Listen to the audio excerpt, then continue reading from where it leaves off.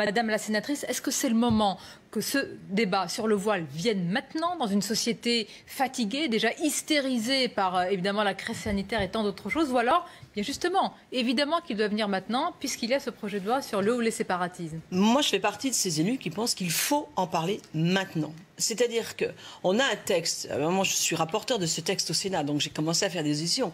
On a un texte qui veut lutter contre le séparatisme, parce que c'est le mot, hein, voilà.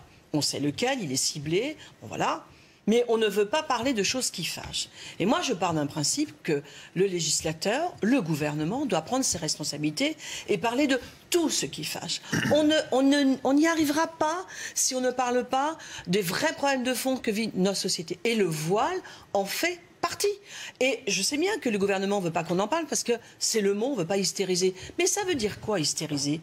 C'est-à-dire bousculer les lignes et bousculer celles et ceux qui veulent favoriser ce séparatisme. Celles et ceux qui veulent absolument écrire une histoire avec la France qui n'est pas la nôtre.